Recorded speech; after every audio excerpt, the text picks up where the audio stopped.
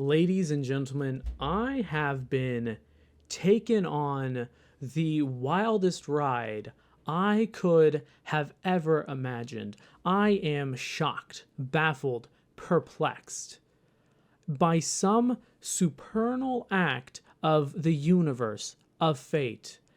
I have stumbled upon an absolutely absurd case that has been hidden in the depths of history for far too long. So today I cast into those depths of history to reel in this nugget of glory, this criminal case that has blown my mind, and I hope blows yours too, because this is insane.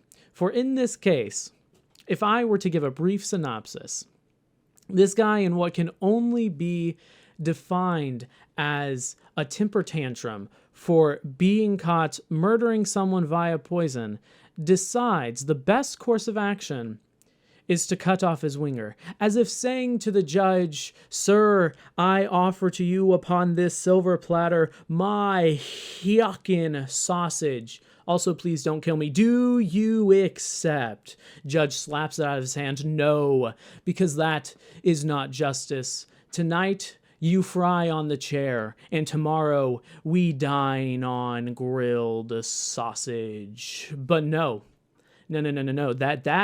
That is only a brief synopsis of what happens. That is, I admit, a crazy synopsis, but there is more.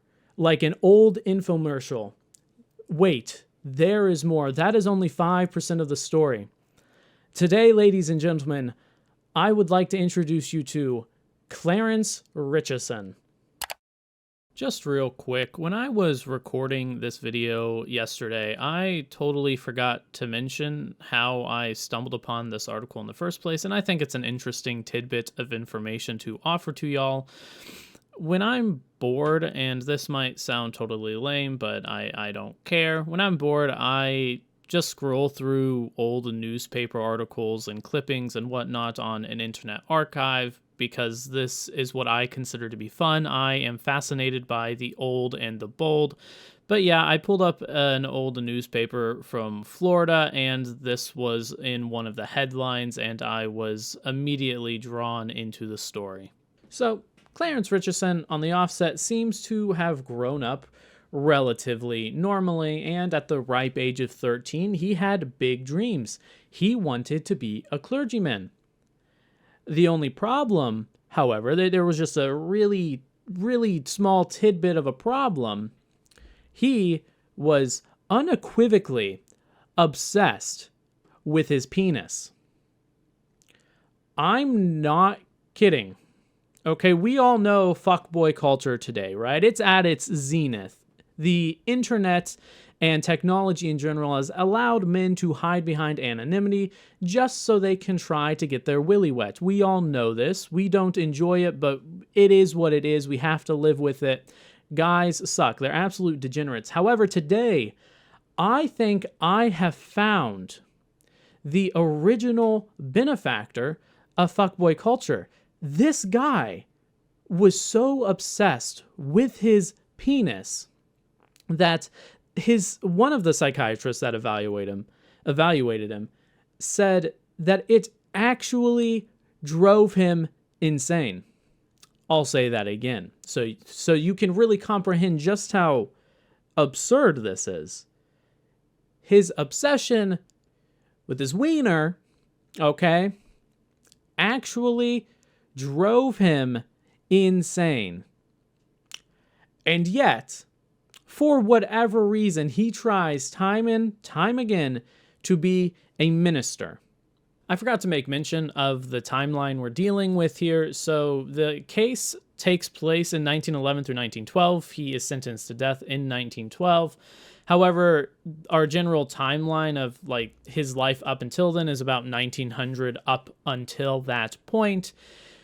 So basically, to give an example of this guy's sort of hyperfixation on his genitalia, at one point in his life, he had a mild varicocele, and a mild varicocele, or varicocele in general, is just like a lesion or lump on the scrotum, if I can be frank about that.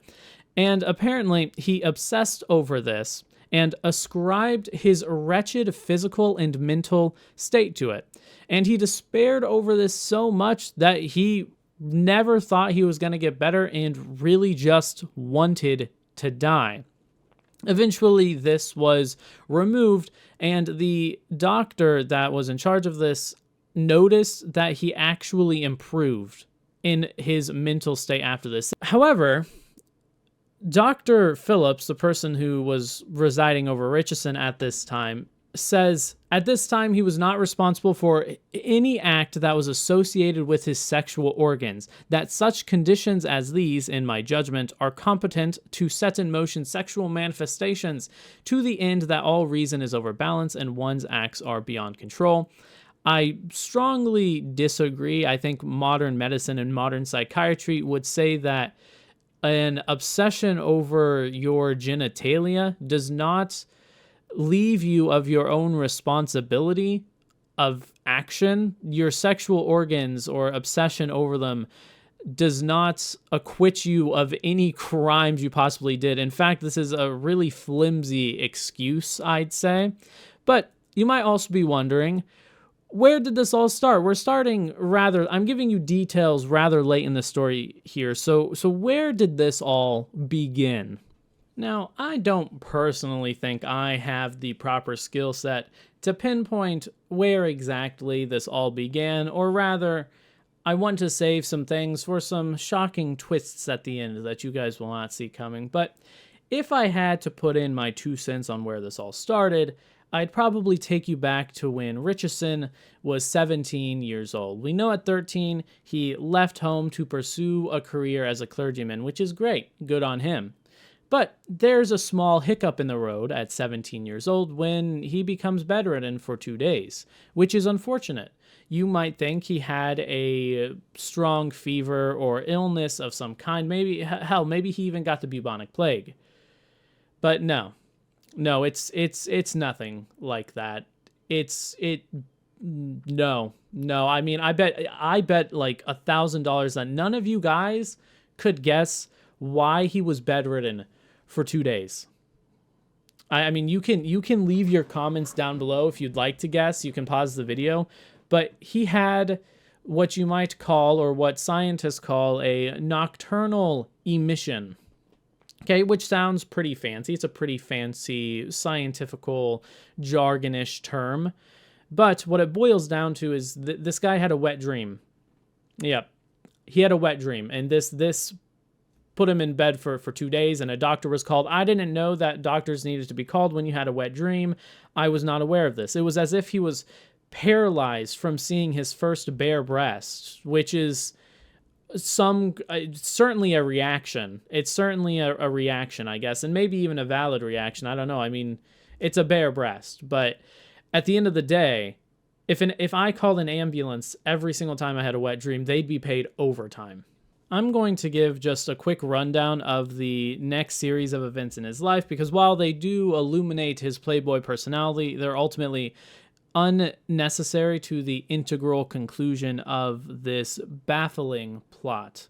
So basically, after this first nocturnal mission, it's reported that he has many others, and eventually he's even sent to an insane asylum for all of this. But before that, actually, at the age of 18, he becomes engaged to 2 women. Pretty typical playboy behavior, but, you know, there's a little extra fact. They both break off the engagement because there's a third one. He has a third one in another state. So everyone goes their separate ways. He is submitted into an insane asylum. Eventually, he's released, and he still pursues his college education to become a minister.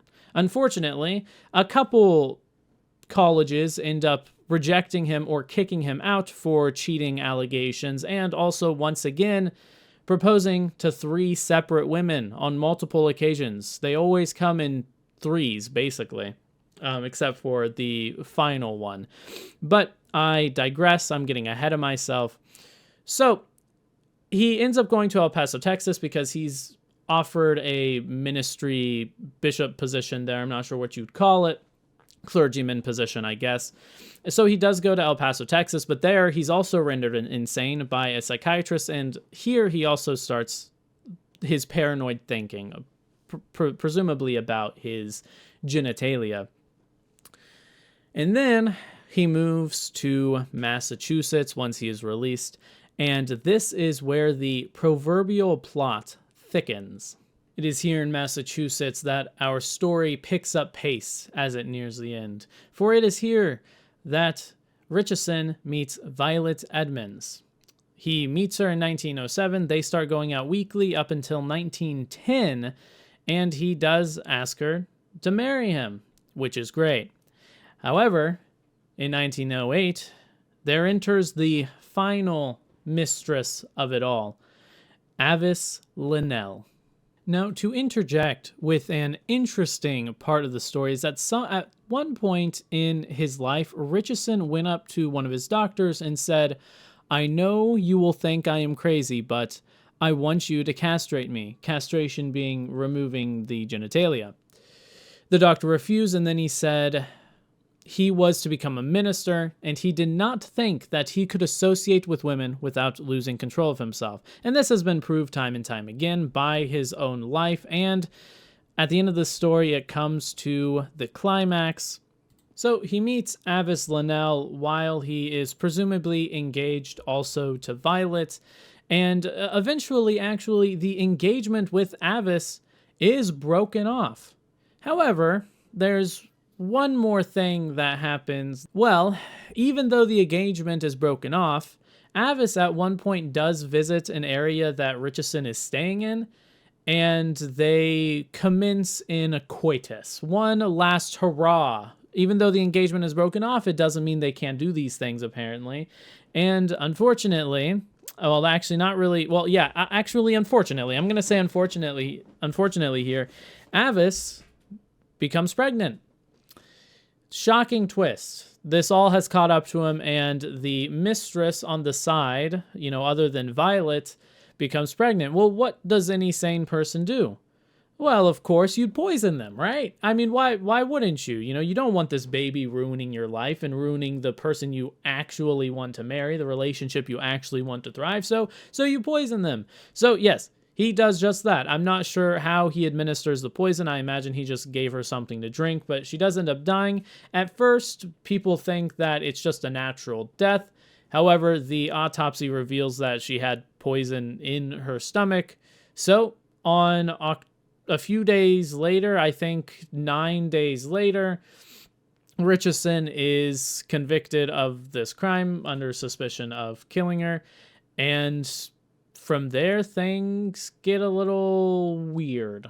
Richardson ends up pleading not guilty to the charges of poisoning this lady, which is stupid because it's pretty obvious that he's done it.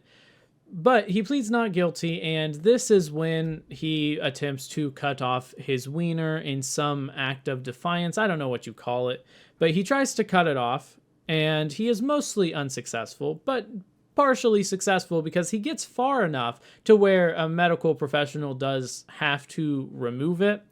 So it is removed, but then afterwards he tries to pull out the stitches and, I don't know, try to kill himself from blood loss. I don't know what the point of that is, but again, at this point he is considered to be insane. However, even though the mountains of evidence in his life point to the fact that he has become insane and is driven by some mental illness, this does not come up in court. His defense attorneys do not bring this up for whatever reason. So he does eventually plead to guilty, and then no jury is brought in. He is simply sentenced to death. That's the only option that the judge has at that point, considering the extent of the crime. And then afterwards, the defense attorney is just like, wait, hold on. He's insane. And it's like, okay, that's good to know now. Or that would have been good to know then, but I guess you can tell us all now. And this is when a bunch of stuff about him comes out. And the story continues to get interesting. I'm just going to read you this paragraph in the Wikipedia article. At age 3, Richardson fell down the front steps, leaving a lifetime nubble on the back of his head. This was the first of at least 5 significant traumas to the head he received during his lifetime, also affecting his physical and mental health. When he was 6, his brother struck him in the head and he slept until the doctor arrived. Presumably he passed out. That left a 2.5-inch scar. At age 7, he fell off a horse and his head struck a rock. That left a 3-inch bald spot. He had a headache and ringing in his head for the next 5 years. Also in childhood, he was hit in the head by a child holding a rock and was unconscious for 24 hours. One day, in April 1911, Richardson had another very severe trauma to his head. As he was stepping from an elevator, the operator mistakenly started it. It was necessary to call a physician, and he was in bed for 3 days. So clearly, he had a lot of head trauma. Also, on top of that, his family had a long history of mental illness. Though, despite these pleas of insanity, the governor denied clemency. He denied to take away the execution. And to be frank, I think, just considering the circumstances, that I'd have to agree. Now, don't hate on me for this, but let me read to you what the governor said here. His family is heavily afflicted with insanity, that he himself is neurotic, a somnambulist, and a neurasthenic, that he is subject to extreme emotional disturbances marked by loss of memory, diagnosed as hysterical insanity, or hysterical delirium, hysterical insanity, or hysterical delirium. These attacks are of brief duration. His crime was not committed by him during such an attack. So the governor does concede that he is insane. However, or is marked by periods of insanity, which actually leans more towards the truth. However, he does say that this crime does not appear to happen during one of these periods. And I think, considering the circumstances, I would have to agree with that, because there was some thought process behind, hey, this lady's pregnant and that could ruin my life, so I need to murder her. There's a clear logical path there. He's lucid during that thought process, I would think. And I honestly would have to agree with the governor on this one. So, on May 21st, 1912, Richardson is indeed executed, and that concludes our story. I admit, I was not ready for such a winding and twisting rabbit hole, but I am happy I now know this story, and I'm happy I was able to share it with all of you, and I hope you enjoyed it to some extent. Let me know if you did. By the way, linked in the description below is a Google Sheets. If there's something you would like me to cover, whether it be a crime or something you want me to review, whatever you want me to do, just link it in that Google Sheets. It's completely public. You should be able to edit it. And that being said, that is all I have for you for today. So until next time, Pterodactyl out.